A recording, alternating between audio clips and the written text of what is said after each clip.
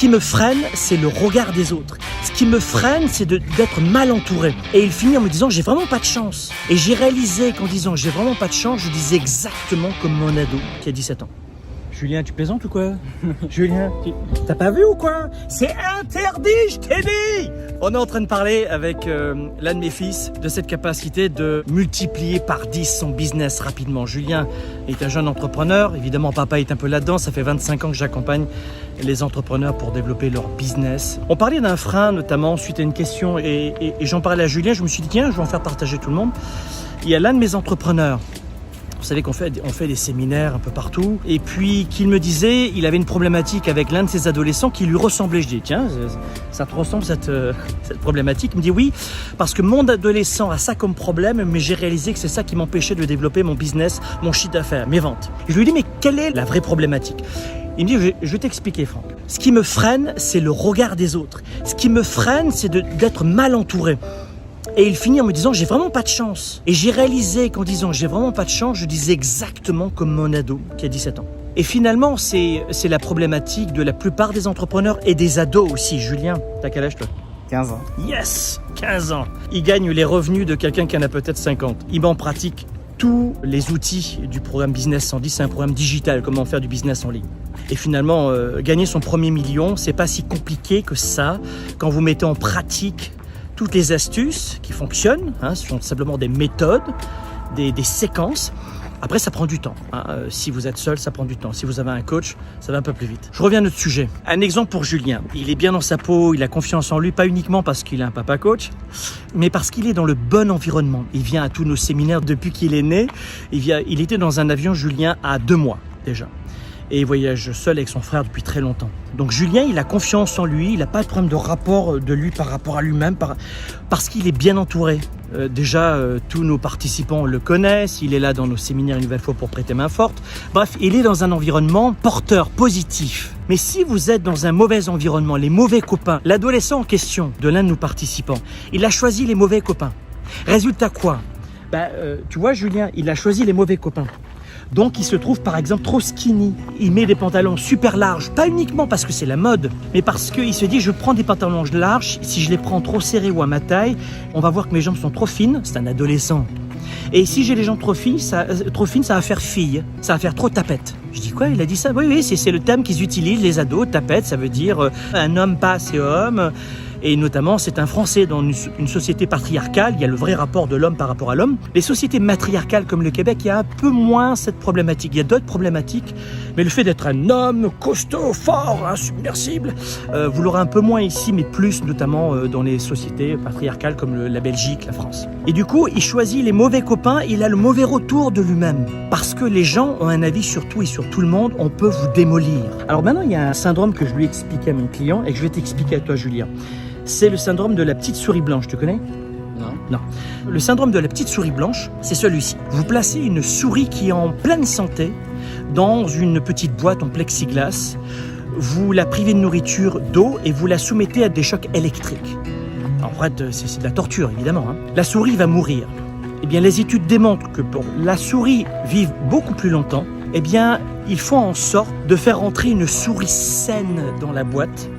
La souris qui est sur le bord de perdre la vie va s'attaquer à la souris saine et en s'attaquant à la souris saine, elle va décharger son stress et va vivre plus longtemps. Eh bien, tu vois, Julien, c'est ce que font les adultes ou les adolescents. Les adolescents, la plupart d'entre eux, sont mal dans leur peau. Toi, tu es bien dans ta peau, mais il y a beaucoup d'adolescents qui sont mal dans leur peau parce que mal entourés. Donc ils sont victimes de raillerie, de rabaissement, d'ironie, de soumission parfois et d'intimidation. Et donc ils ont une très mauvaise image d'eux-mêmes parce qu'ils sont mal entourés. Mais les adolescents font parfois cela aussi avec leur père. Comme ils ont un corps d'adulte dans un cœur d'enfant, ils sont mal dans leur peau. Et cette transition, selon les adolescents, est parfois catastrophique puisque certains se suicident. Beaucoup d'adolescents s'en prennent aux autres pour aller mieux ensuite. Rabaisser les autres, c'est la plus vieille technique de l'être humain pour se grandir. Tu comprends? Critiquer les autres à la machine à café, ça donne un point en commun au groupe. Ça donne un point de complicité et ils massacrent une autre personne. C'est ce que font. T'as pas la carte du club, tu fais pas partie du club, dégage. T'as pas la carte du syndicat, dégage. T'as pas la carte... On stigmatise. Mais Les gens reprochent au gouvernement et à d'autres hommes politiques de stigmatiser les gens, mais c'est ce que fait l'être humain à la base. Tu portes ce parfum, dégage. T'écoutes cette musique, mais dégage. C'est quoi tes lunettes de tapette là? C'est quoi ces lunettes de tapette? Allez, dégage. Voilà ce que font les adolescents, mais pas seulement, tous les adultes et tous les êtres humains. Et pas uniquement l'être humain qui est politique et qui met en place des passes, etc. Les gens stigmatisent toujours les autres. Non seulement ils ont un avis sur tout et sur tout le monde, mais ils pensent avoir et détenir la vérité. Voilà pourquoi, dans cette vidéo, et je pense à ce fils de l'un de nos participants entrepreneurs, choisissez bien vos relations. Choisissez bien qui vous fréquentez tous les jours. Parce qu'inéluctablement, sans le savoir, vous allez adopter l'image à ce qu'on vous a collé comme étiquette. En clair, on va vous donner des étiquettes du matin au soir. Et pour ne pas être rejeté de ce groupe de losers qui n'est pas adapté à ce que vous voulez plus tard, eh bien vous allez être conforme, vous allez tout faire pour vous conformer à cette étiquette.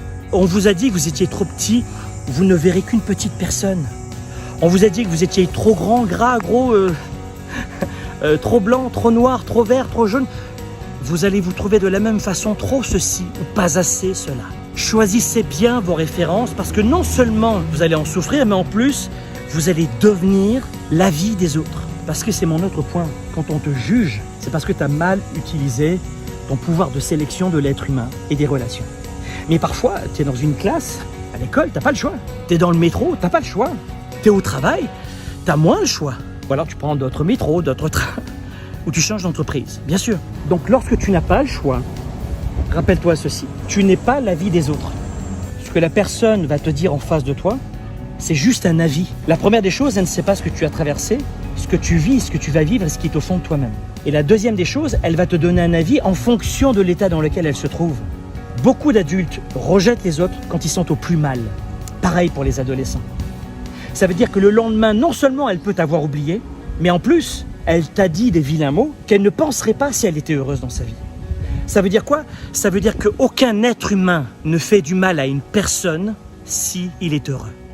On ne fait pas du mal à quelqu'un, on ne rejette pas quelqu'un, on ne jalouse pas quelqu'un, on ne rabaisse pas quelqu'un, on n'humilie pas quelqu'un, on n'intimide pas ou agresse pas quelqu'un si on est bien dans sa vie. C'est exactement le reflet de cette image et surtout de cette expérience de la petite souris blanche. La plupart des gens souffrent autour de vous et vous êtes loin d'imaginer ce qu'ils traversent.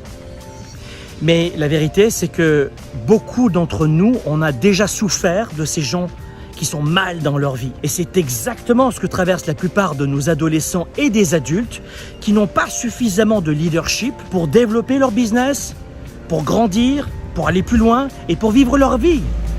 Quand je dis qu'à mes participants notamment, on a un programme qui s'appelle le programme Mentorat. C'est un programme Mentorat où j'accompagne les entrepreneurs pendant 6 semaines en direct sur Zoom pour développer leur business.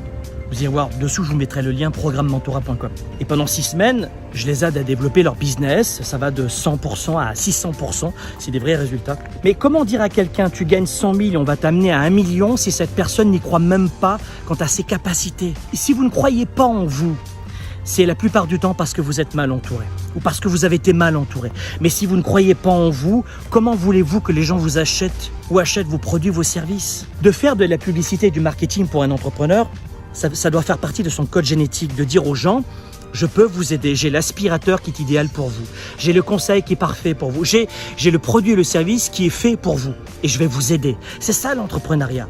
Mais c'est impossible de se vendre quand on a peur de déplaire en permanence aux autres. Quoi? Tu gagnes 10 millions par an, tu gagnes 20 millions par an, tu gagnes 5 millions, tu gagnes 30 par an, mais tu es trop ceci ou trop cela.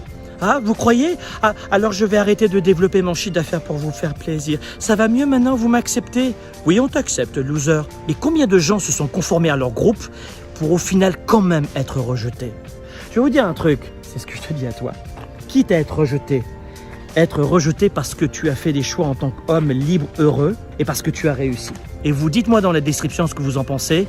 Cliquez sur j'aime, sur la petite cloche, abonnez-vous à notre chaîne. Regardez le lien programmementorat.com si vous avez uniquement une entreprise. Et dites-moi surtout dans les messages ci-dessous si vous avez déjà été victime d'humiliation, de rabaissement de la part de votre mari, de votre femme, de vos camarades de travail, de vos professeurs au travail. Ça peut être camarades d'école aussi évidemment. Et comment vous avez réagi? Est-ce que vous êtes parvenu à rebondir? Et pour celles et ceux qui ne sont pas entrepreneurs, allez sur confianceillimitée.com et vivez pour de francs 6 sous, comme on dit, un programme vidéo qui va vous aider à booster votre confiance en vous, en business et dans votre vie privée. Mais pour les entrepreneurs, allez sur programmementorat.com. À bientôt!